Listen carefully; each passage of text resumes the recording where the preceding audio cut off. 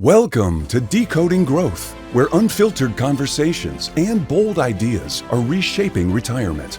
Each episode cuts through the noise to reveal the strategies and unexpected alliances driving real industry change, one conversation at a time.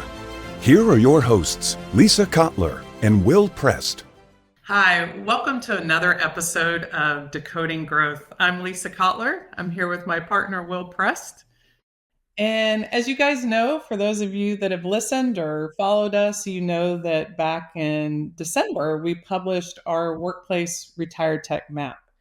This was the 60 companies that we saw that were really innovating in our industry. It had to be in the workplace, it had to be in the retirement plan industry, but you saw that we published 60 companies across 9 different categories.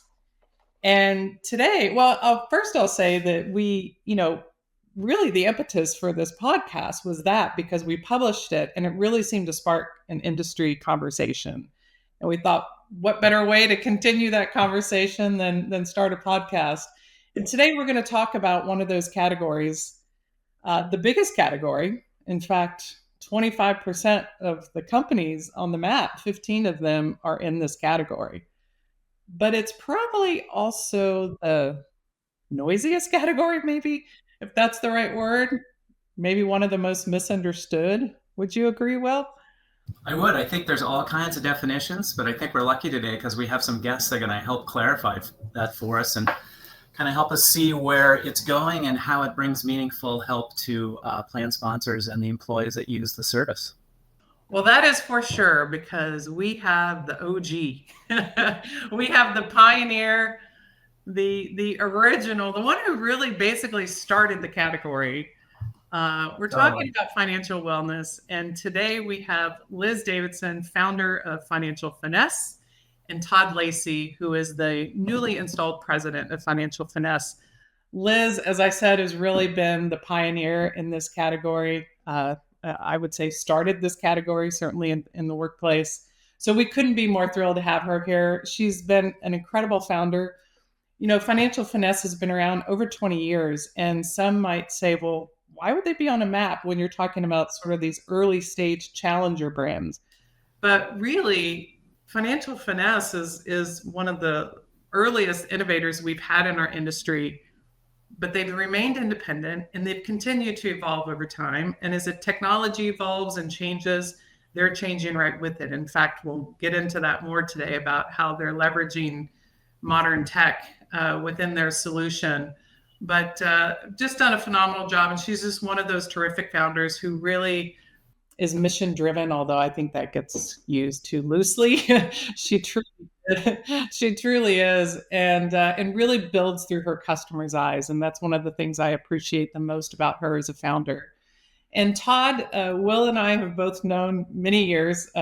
I've had the opportunity to know Todd longer than Liz, but Todd is definitely one of my favorite folks in the industry, and smart, funny. But, you know, he has a great background in terms of he built his own firm. He was a retirement plan advisor, had his own practice, but then has been a senior exec at many of the big brands in our industry. And now coming back to more of the startup world, 20-year-old startup, as president. And so, again, we couldn't be more thrilled to have you. And we started this talking about this being a bit of a misunderstood category. So let's just jump right into that piece of this. I mean, as I said, there are 15 companies on the map, probably 16 different ways of doing this business. You know, there are those that are focused on debt. There are those focused on savings, others that focus more on the investments. Some are pure tech. Others have counselors in the mix. I mean, there's just such a wide variety.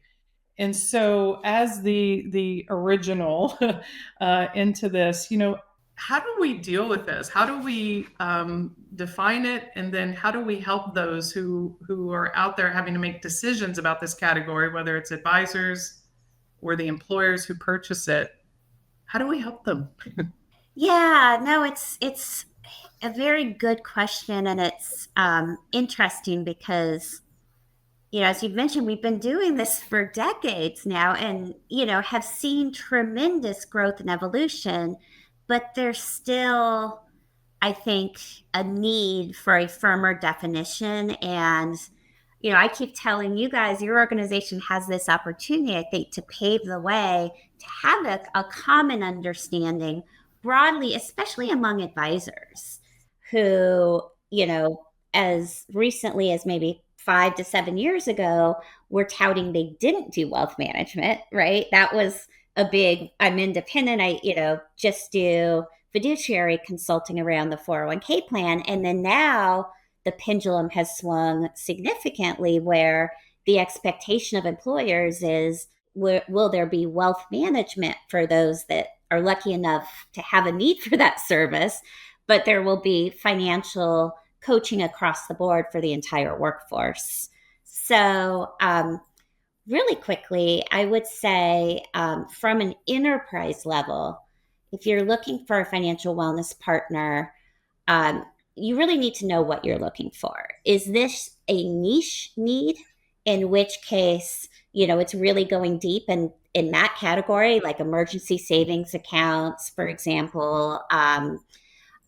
Or is it, you know, really, most companies, I would say right now, are in that process of building or improving their foundation, which is essentially what we do, which is broad-based coaching that integrates all the company's benefits, that integrates any advisor of record on that plan so that they are surfaced wealth management opportunities when the time is right based on the individual's needs, and rolled out as, you know, a benefit for all employees. So the employees aren't paying anything, either the intermediary we're working with, you know, which are large record keepers, asset managers, et cetera, or the employer themselves is paying. The advisor just inures the benefit of that.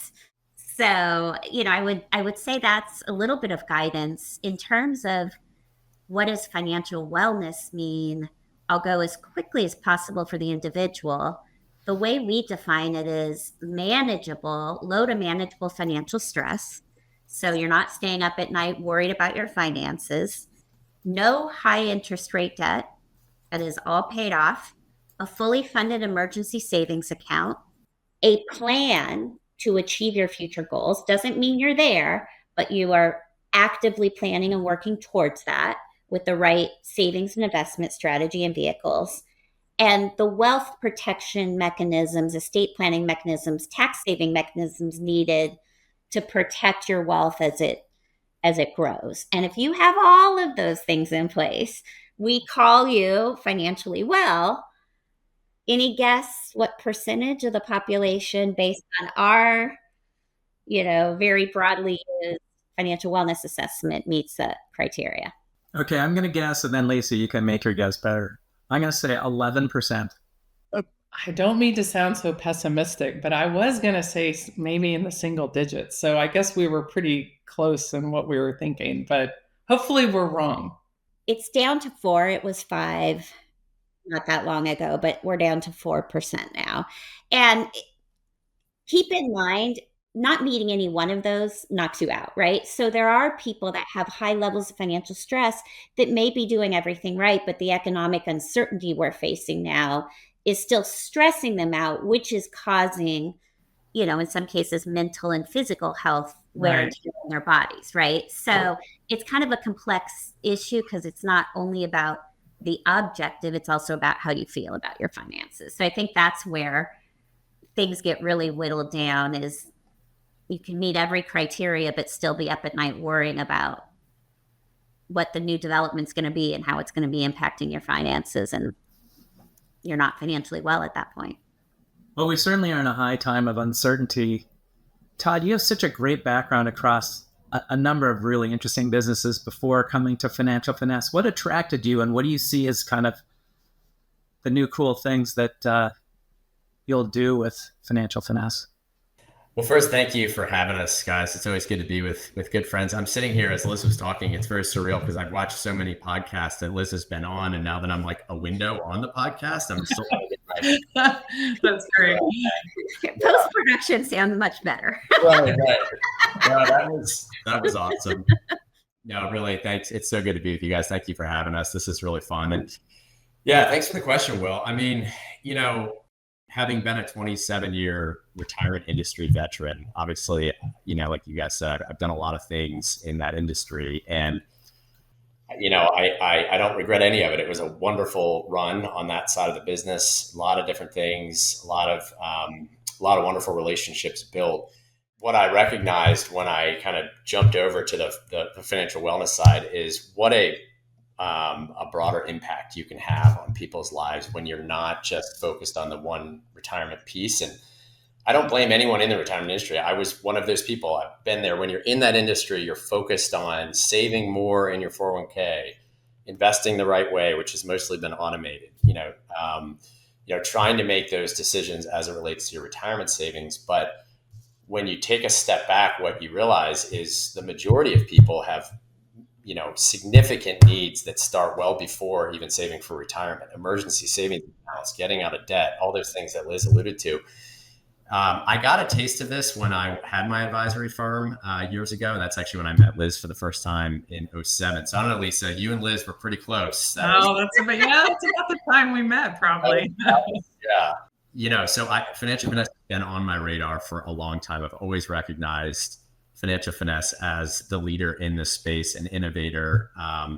And when I was an advisor meeting with participants, I firsthand saw what their needs really are. And most people that came to talk to me, the 401k, we sort of checked that box, but then they brought statements for IRAs, and my mom has this checking account. I don't know what to do with, and my brother's in debt. What do I do? And there's all these needs. And I had to say, I'm sorry, I'm just here to talk about the 401k plan at the time, because to Liz's earlier point, I was a fiduciary specialist. I was a one lane, kind of practitioner. And so knowing there are broader needs out there to join the industry leader in this space in a leadership role to help shape the direction of the organization and to help further the impact that we're having and to really widen the scope of the folks that we're working with, to me, is it's an incredible opportunity. And now, having been here for about 3 months yesterday, Liz. I know. Wow. Yeah, we're not talking in terms of days anymore. No, we're now in months. Officially crossed over into months. That's right. Just the quality of people at Financial Finesse, the impact that we see on a daily basis that we make on people's lives, and the constant self-reflection, self-improvement, innovation as an organization that is here is just really unique and just a wonderful opportunity again. So really excited. Okay, on that point, when you said that about the great people, I had the opportunity a while back to meet Lisa Painter, and I was so impressed. She shared with me, who's on your team, of course, and what really struck me, well, a number of things, but I've always appreciated that you guys have this unbiased approach. And hearing her and talking about the direct interaction that you have with employees, that your team does, and how they help. She shared a couple of different stories. It was really incredible. And I could see it in her, how much it meant to her. So could you guys share that on some of how you help individuals, and especially in your unbiased way? Yeah, Todd, why don't you take that? Because I think what Todd brings to the table is, he has both the perspective of being here now for 3 months, but the 27 years of retirement. And so I think you bring a fresh perspective to it. I can't say my perspective is fresh after a couple decades. It's always fresh.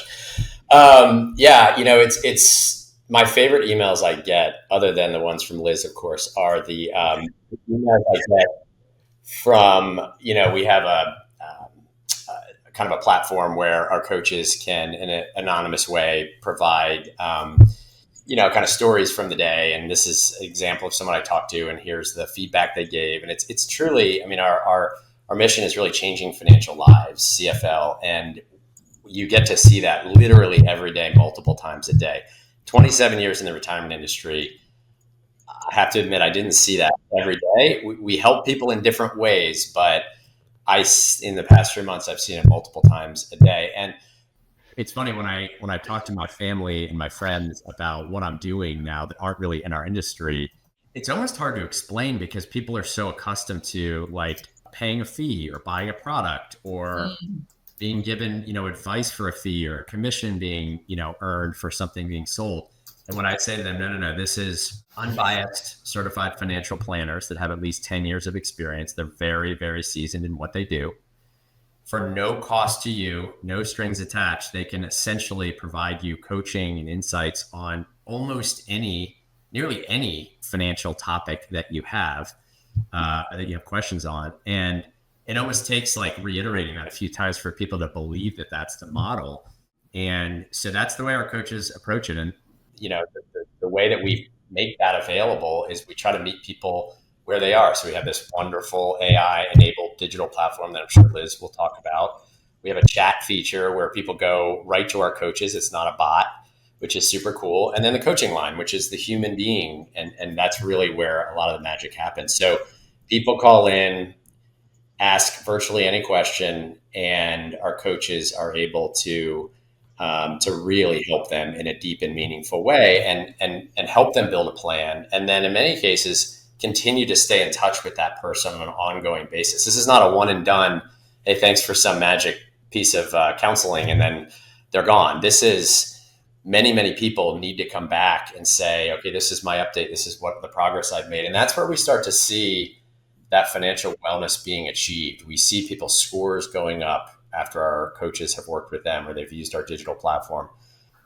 We see very specific, tangible steps that employees are taking to better their financial lives. And for our partners or clients that we work with, that's super valuable because we can report back to them, whether they're a big corporate client or a enterprise partner of ours, and show them real and meaningful data that actually provide evidence that their employees' financial lives are improving, which, to Liz's point, has all these other downstream positive effects in terms of mental health, physical health, productivity, all those things. So it really is a story of truly helping people, but also demonstrating kind of the ROI on that effort. I want to follow up with what you said, and Liz and Todd, you can both answer it, which is, I like this whole concept of having specific metrics and specific reporting.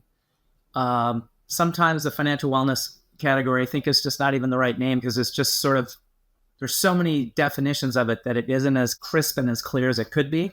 And then it gets knocked for not having high participation rates sometimes, but I think your participation rates are different. But then I think, could you talk about how you define success and what measures look like and how you're bringing some real fact-based insights to what you're doing and how to help companies improve financial wellness and certainly for the benefit of their employees?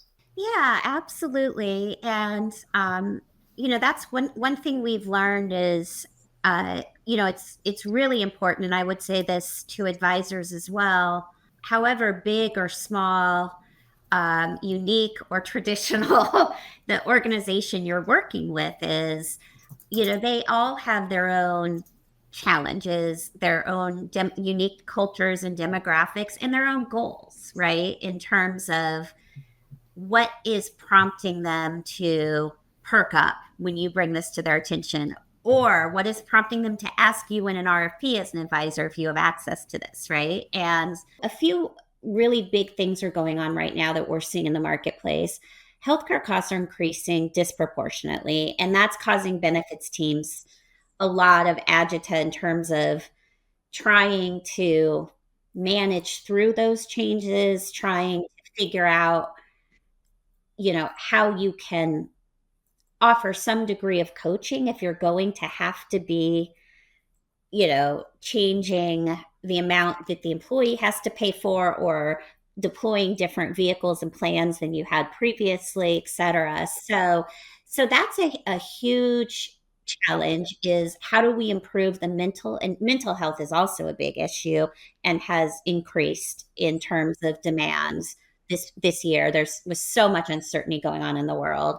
There's a lot of employees worried about risks. They're worried about political uncertainty, what's going to happen to the market, et cetera. So with physical health being an issue and navigating and helping employees through that, mental health being an issue, and financial health proven to drive improvements in both physical and mental health, the whole thing is coming together more and more as a trifecta, where we're seeing companies even pulling mental health dollars to pay for financial coaching because they see the connection. Oh, yeah. And we have research showing regular use of coaching versus non-users and the delta in healthcare claims. This is like a medical trial where someone gets intervention on an ongoing basis and someone else doesn't. And, the latest study, it was a 19.4% increase in healthcare claims among non-users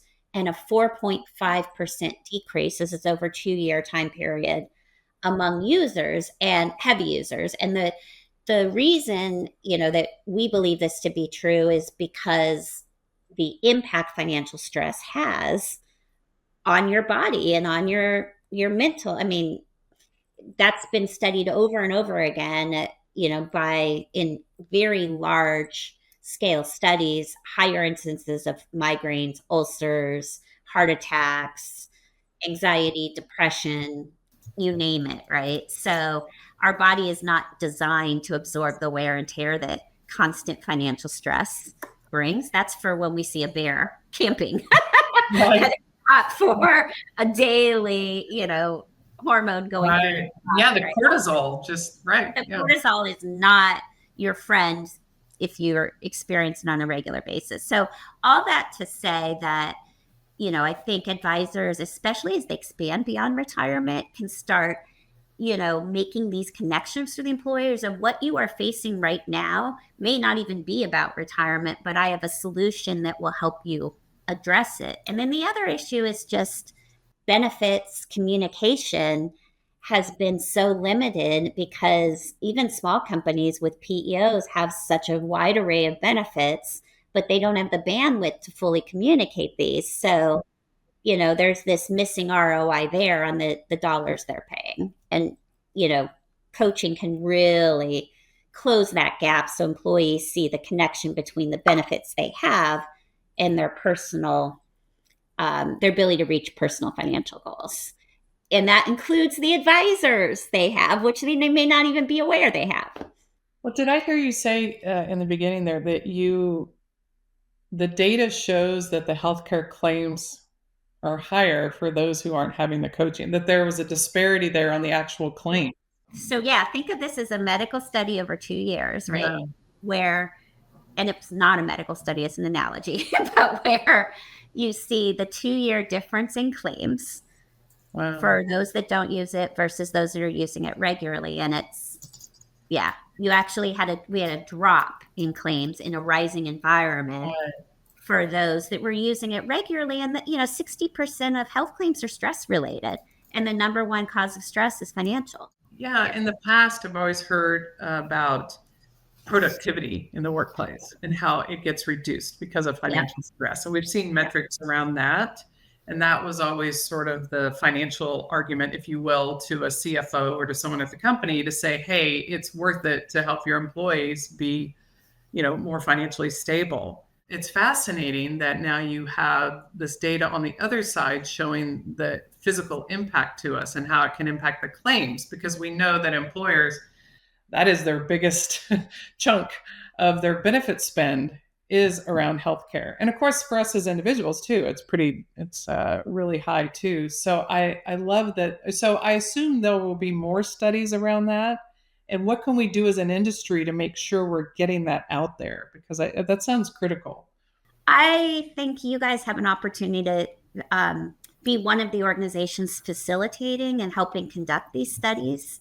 In many cases, organizations are working with outside parties as part of this process. So you'll have the coaching firm, and then you'll have an outside party that's kind of analyzing the results. And, without going into the nuances of privacy, you can imagine the delicacy of all this. Like you have to have a unique identifier that no one ever knows that's John Smith. And there, so there's infrastructure needed for this. But I would love to see more of that. There is a professor, Carrie Lena, who has looked at truck drivers and those who had enrolled in emergency savings accounts that were matched to some extent by their company and those who hadn't, and the delta in traffic accidents and tickets over time. Because it turns out that the cognitive load of worrying about your finances distracts you. And so there was a very direct correlation between those that had built up 3 months of emergency savings and those that had not, and over a period of years, how they were driving. And so there's public safety issues. I mean, you think of pharmacists prescribing medication and nurses, and I mean, it's the ripple effect of all of this is huge. And I think companies are starting to really realize that more and more and understand the value to programs that can reach, a large number of their employees in a very personalized way. You know what I find really interesting about this last 5 minutes of conversation is it's not your typical retirement plan 401k conversation. In fact, I don't think those terms were mentioned the whole time, and yet it connects to creating better outcomes for people. And I've noticed, and Lisa have noticed, that through our work and the different presentations we've been doing, a lot of people have been starting to realize that all these companies are sort of structured along their own swim lanes, frankly, their own P&Ls. And so for technology reasons and data gathering reasons, they were never connected. But the whole conversation here was talking about, I think to use your term, Todd, kind of no longer a one-lane practitioner.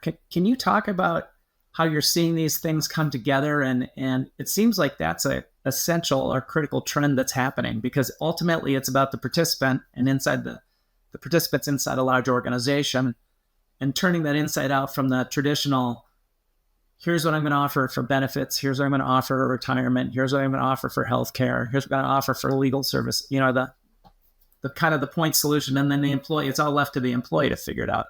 It's a really excellent point, Will, because I see it now from this side and this perspective even more clearly, how disconnected benefits can be. So, I mean, if you're the average employee and you're delivered all these benefits, you have like 14 different websites, you have, different 800 numbers, you don't know who to call, you call your 401k advisor and he or she does a great job talking about your 401k plan. Then you're like, what about medical? And they're like, oh, I have no idea, and so there's exceptions to that, but generally speaking, it's massively disconnected for all the reasons that you pointed out, Will. And I think that's where a well-built, well-structured, comprehensive financial wellness platform can tie all of that together. We have our So you're like an integrator. That's what you're talking about. Because I think the whole conversation was you were picking from these different services that a participant could get, because you're just trying to solve their problems, right? Right. And as you said, there's business models that are built around those individual benefits. So yes. It's not a knock on anything. It's just the industry now is ready to I think we're on the verge of a massive kind of evolution of how we deliver, financial services to workers. I mean, workers are looking, and you guys have seen this and we've talked about it. They are looking to their workplace for solutions for their financial challenges. And those solutions are not delivered in an efficient, manageable way generally to employees. That needs to be solved. And I think when we work with a lot of our clients and we have their benefits integrated into our platform, and our coaches are heavily trained on all the nuances of their benefits, we're an example of an organization that employees can go to provide, to get counseling and insight and coaching and all of that on a very wide array of financial options and benefits specific to them and their company. And so, we need to take that model and figure out how to bring that more into the retirement plan space. Again, that's an industry that is historically relatively narrow. It delivers important value for sure, getting people to save more for retirement and invest appropriately. Very, very important, and massive progress has been made, but that needs to expand. And I think to do that, there is technology innovation that needs to happen, increased use of AI, those types of things, a lot of which we're doing today.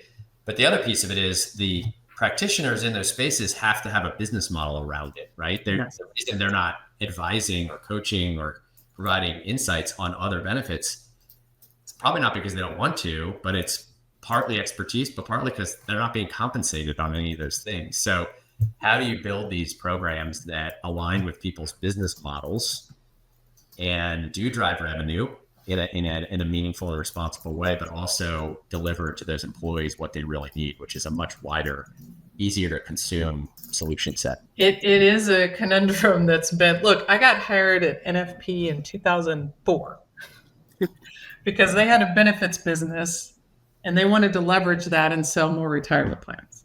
Mm-hmm. That was over 20 years ago now. And I haven't been there in 8 years. And that's what we were, it's a multidiscipline firm, and like the hubs and One Digitals are all trying employee benefits. They do retirement, executive benefits, disability, et cetera. So, but you're right. It's all been very siloed over the years, but we are in this place now with technology and have the ability to potentially bring it together. There is more of a concerted effort. If I hear the word convergence at another meeting, I'm probably going to poke my eyes out.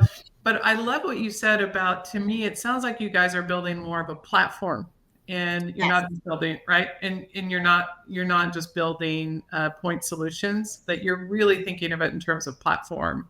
So maybe talk a little bit more about that. And you touched on AI, and I know you guys have really leveraged that as well. But how do you think about building this for the future, and how can you continue to think more, platform versus point solutions? Yeah, it's interesting. And that was, early on, that was a very controversial decision because everyone was out there building point solutions or specializing, right? I tackled this issue with my, even if it was group sessions, this is what we focus on. And really early on, I think that it became obvious that people's financial issues are also interrelated. As a dollar is a dollar is a dollar, right? You have a finite amount and you have this puzzle of where do you allocate to get yourself and your family in the best possible position. It also became obvious your employer is actually your best financial services partner because, of the fiduciary responsibility they have, the price breaks they can bring, things like the match and subsidized benefits and so forth. So you look at it and you go, well, it would be nice, like business school 101 is find your niche, right? Don't go too wide. It would be nice and clean and maybe a simpler story to say, we just do this, right? But we just felt like people's needs, there was really a hole in the marketplace, and I think still to some extent is, for, a solution that really is a platform solution that integrates everything the employer has benefits wise, any advisor associated with that employer, all the other vendors. I mean, we have, all sorts of record keepers who, on our platform, you can sign up for their webcast, or their calculator may be the preferred version of what, the employer wants for consistency, so that, what I mean? So that it really is kind of I say it's like a house where the furniture is really configured for what's appropriate for that client. And, I think it's driven better results, more engagement, and ultimately is closing a benefits gap. I don't know. It means never closed until 100% employees are maximizing their dollars they put into benefits. So we have a long way to go, but it's making a lot of strides to be able to direct people to the right benefits at the right time and give them the decision-making support to make those decisions. And same thing with their advisors, because a lot of people don't even realize they actually have an advisor that will consult with them, that their employer has, contracted with. Like, this is actually an important employee benefit for those that have assets.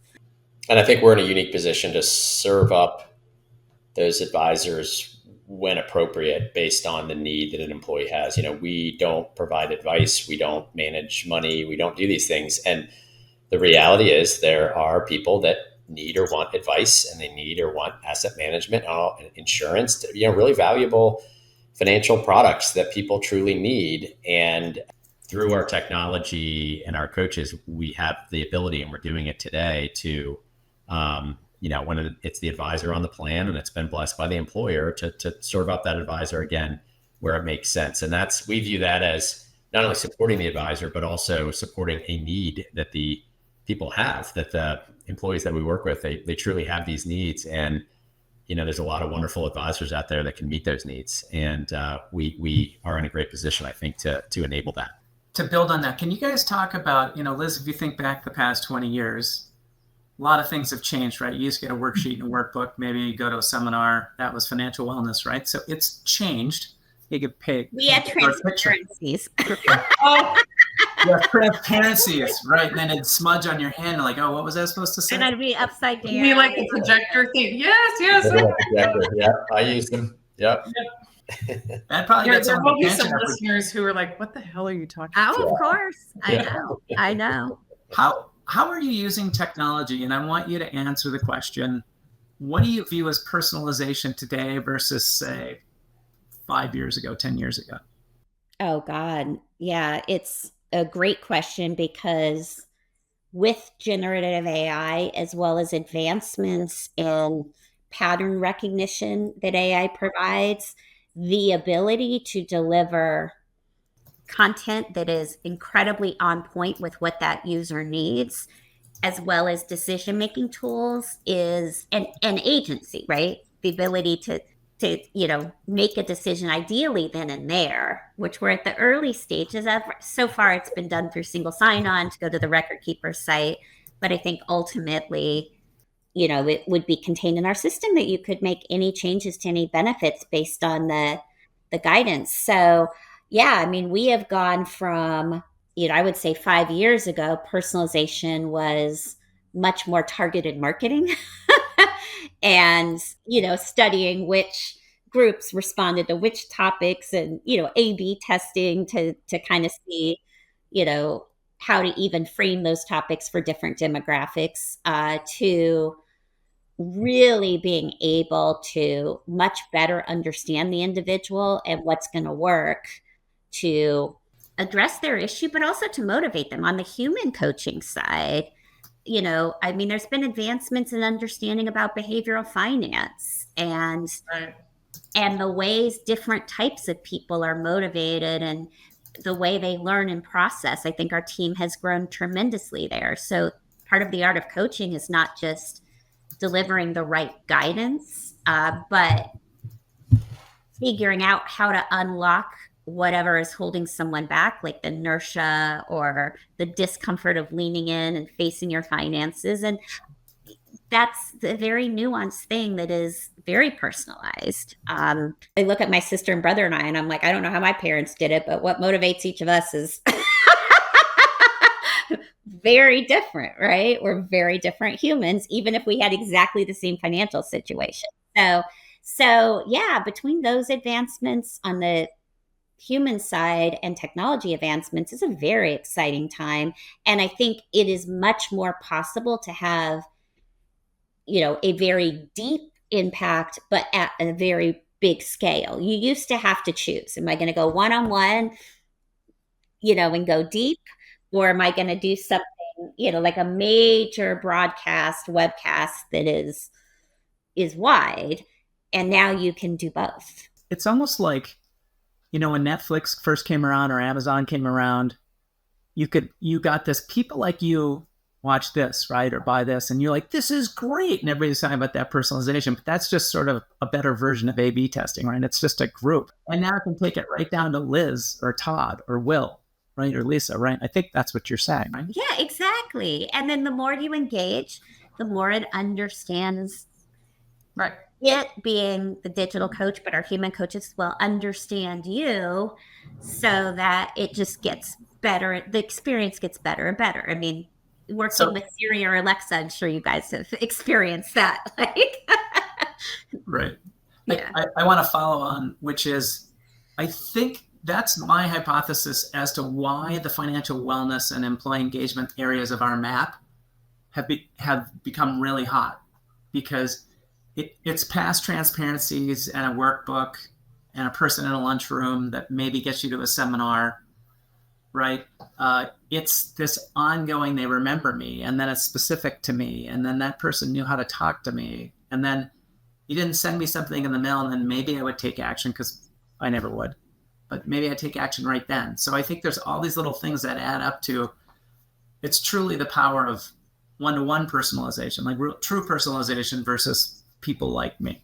Absolutely. And it's actually a major driver for growth, because especially to the extent that someone's at a company and they're in HR and benefits, if they leave, they don't want to lose the coaching benefit. And so, it's actually in many cases, users have made organizations aware of the importance of this and bringing it in, as they move from company to company, which has been an interesting phenomenon. So going back to what you, as you were describing there, Liz, how you think about this, how you guys are building, it really made me kind of go back to what we talked about at the beginning, and how would an advisor who's maybe helping an employer select financial wellness, and certainly the employer, how do they evaluate?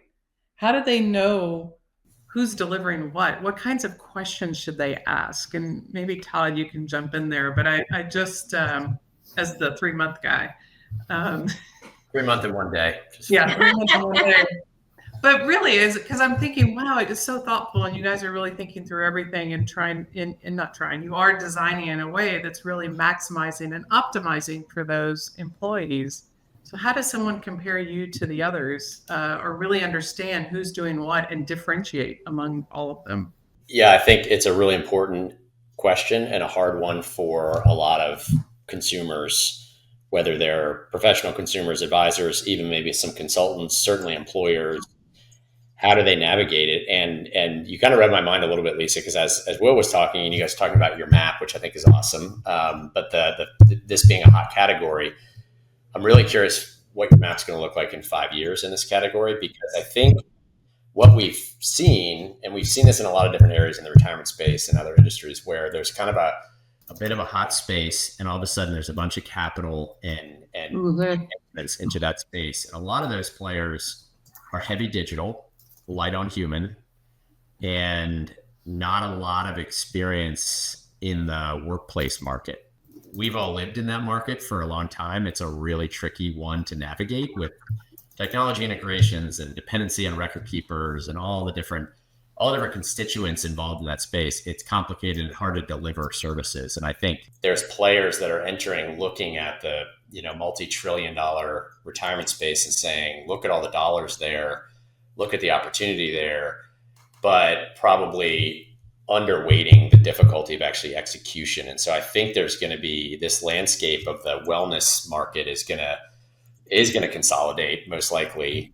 You're going to see fewer players. One of the things that attracted me to Financial Finesse was the tenure in this space. Been around, as we talked about, for a very long time, has developed a best practices model. So, we've seen what works well, what may not work well, how to effectively partner with other organizations in a way that, helps them grow as a growth enabler, as a revenue driver, but as a value deliverer, and all of that. And so, but if you're a buyer and you don't really know the differences, you may see like a fancy looking cool app where people can plug in a bunch of information and get some like solution. That sounds great.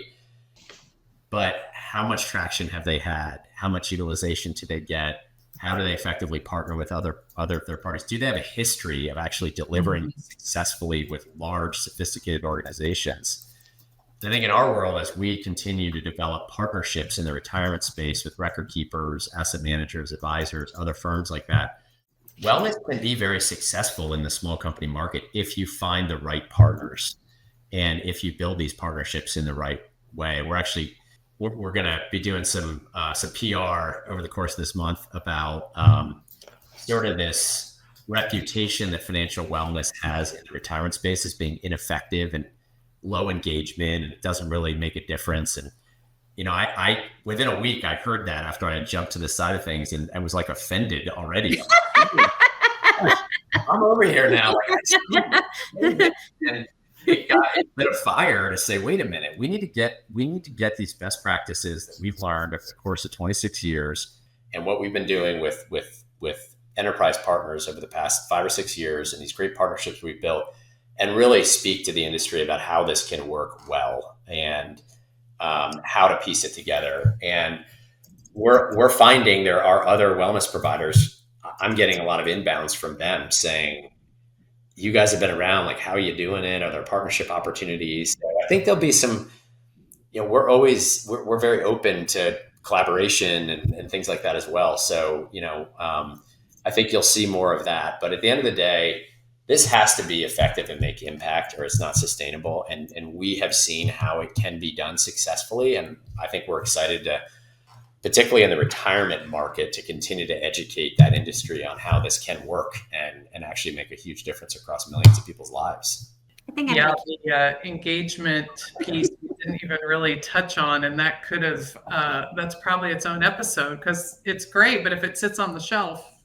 Well, it's like Lisa, think about the world I came from, managed accounts, right? Managed accounts, Right, personalization, it's great.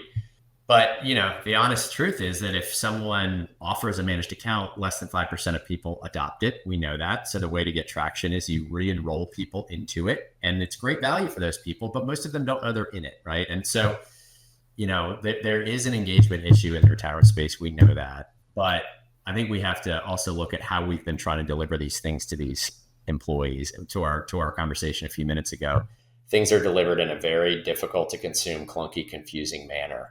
And we're not in coordination with the other folks that are trying to serve those employees. And to the extent we can be a platform to pull all that together and deliver it effectively in a consumable way, it can work. We've seen it work. We know how to make it work. And we need others to understand that, to open up the opportunities to be able to effectively deliver it. So I think it's a really exciting time because there's been great growth. Like, it's needed. It changes people's lives, but it's totally under-delivered today in the retirement market and other markets, by the way. And so the opportunity is just enormous, which is cool and exciting. Yeah, I would just add to that. I think it is very easy when you're in any industry, right, to get very focused on your own product or service, right? You're responsible for that.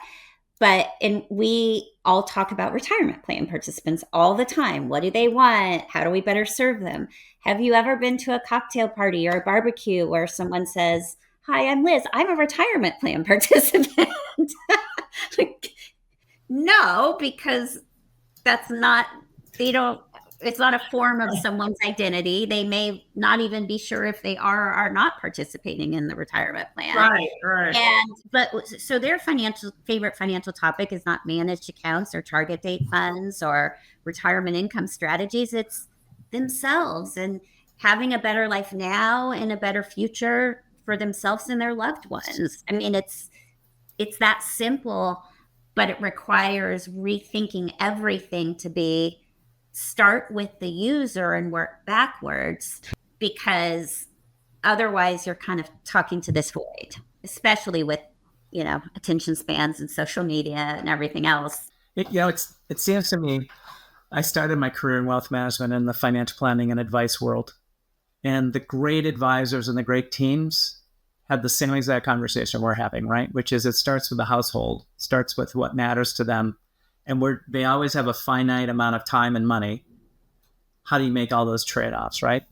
And so, and then if you looked at the systems, just like people talk about record-keeping systems, sometimes they're old and hard to work with. The same is true for banking and insurance companies. And their biggest task in the last 20 years was householding. So it almost seems like you're trying to take a householding approach to the participant and to the company, because someone has to integrate all these things. Am I kind of hearing that right? You're hearing it right. And if you start with the participant, and if you start also like on program design with the client and their needs, I mean, it's just setting you up for success. It doesn't guarantee success, right? But, that is the advice I would give any advisor is, this financial wellness has become table stakes despite the controversy of, how well it does or doesn't work, and, confusion about different providers. And it behooves you, I think, to be an expert in what is out there, what is effective, and how these different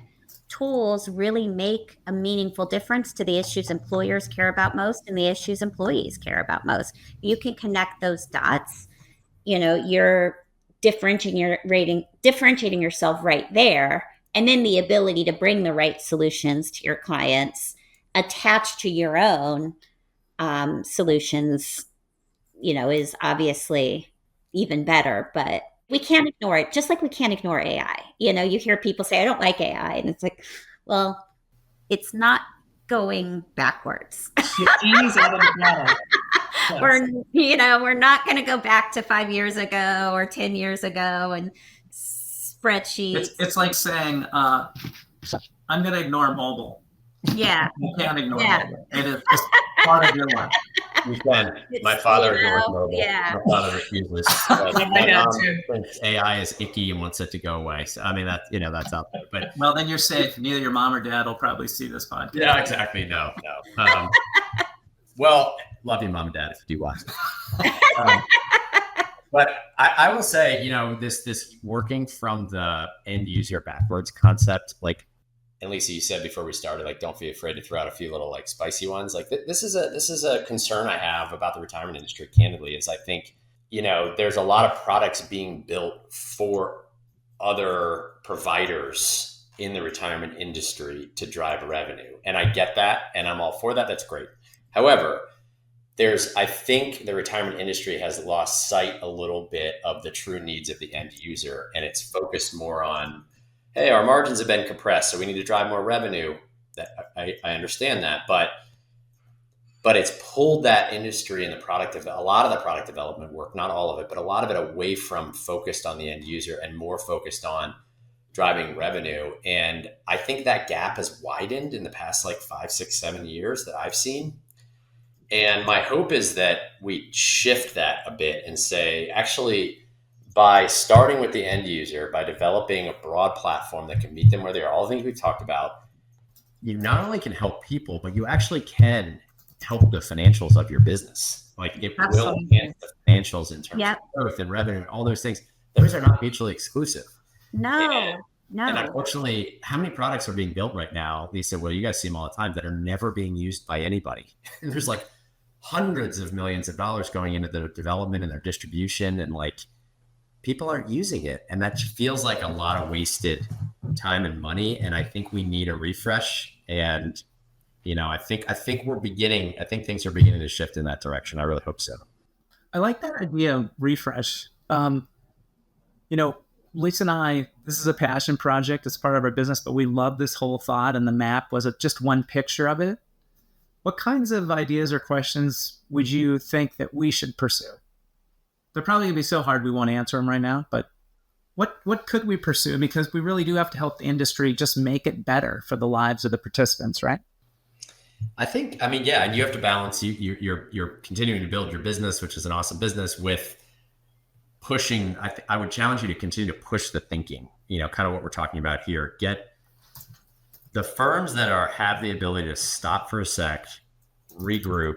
And there are firms out there doing this that you guys work with, that we know, that are doing a really nice job at taking the time to think forward a bit and then build towards that, versus just reacting to the now and just trying to drive more revenue. And I think if you guys can continue to push in these important areas, you have, as Liz said earlier, I think you have an ability to have a leadership position, a leadership voice in helping push or pull these firms in these directions that they really need to go in, not only for the well-being of humans, but also for the viability of their businesses. And I think there's a tremendous opportunity you guys have as a voice in that mission, for sure, in the position that you sit in. That you do some discovery, that you go speak directly to target. And I know I'm preaching to the choir here, because I know this is how you built your business, but you do go find, what problem are you solving, and speak directly to those who have that problem and understand how to build a solution that can help support it, and build one that they're willing to pay for. You don't just go build and then throw it out there. Well, I guess you do. That's what we've been doing.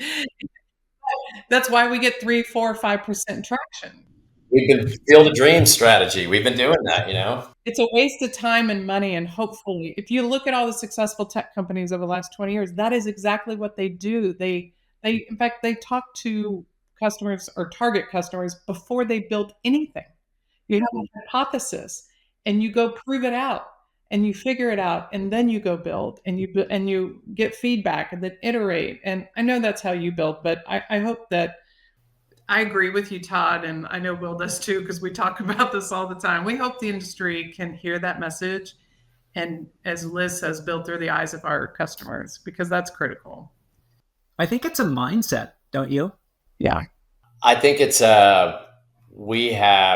there's sort of like general needs identified, like retirement income is a perfect one. That's a whole other podcast. But, there's people need retirement income. Okay, well, let's manufacture a bunch of products and give people retirement income. Well, okay. Let's do it in a way that makes sure everyone gets paid. Okay, that's fine. But then you build them, you spend multiple years building them, all these partnerships, big press release goes out, super exciting.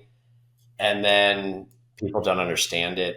They're not using it generally. They're under, so what did we just do? And not to say all those things aren't great solutions, but there needs to be a different starting point and a deeper starting point, and not just let's look at macro themes and then just start building fancy things. Right. Those. And I think that's a shift. And I think the best companies are either already doing that or realizing that what they're spending their capital on is not actually getting them where they need to get to, and they're having to regroup. And again, I think you guys are in a really unique position to be able to help provide guidance there. Well, here's my advice. The biggest innovation that any company can make in our industry, speak in English. Yeah. I'm not, sounds funny, but it's like, if we could strip out the jargon and take out the complexity and get back to, speaking in terms that folks understand. I mean, why do we call them plan sponsors? They're employers. They don't know what a plan sponsor is unless they've been there. So if we would just put things in English, they're all very smart people, but this isn't their world. And we go, well, do you want retirement income? And they're like, well, what does that mean? Do you want a managed account? Well, what do you mean by that? No, you talk about the value they're going to get from it, not the name of the solution. Anyway, that's just that's our first piece of advice from KWP. Speak English. You need to come up with like a translation, seriously. That would be your next tool. Maybe it's retirement plan greeting cards. We'll come up with that. Yeah. Well, this has been so much fun, and I know we could probably talk endlessly, but we can't thank you both enough for being here today. Thank you for shedding some light on, as we said, a category that's often misunderstood, and we really appreciate how you're building and how you're really out there trying to help so many folks with their financial plan and financial well-being, really. So thank you both for being here today. Well, thank you for having us. This is great. And thank you for doing what you do. It was a great conversation. We appreciate it. Yeah. And thank you, and join us next time on another episode of Decoding Growth. Decoding growth isn't just talk, it's insight, action, and shared wisdom. If today's episode resonated with you, share your insights and join the conversation. Subscribe, rate, review, and spread the word. Thanks for listening. See you next time.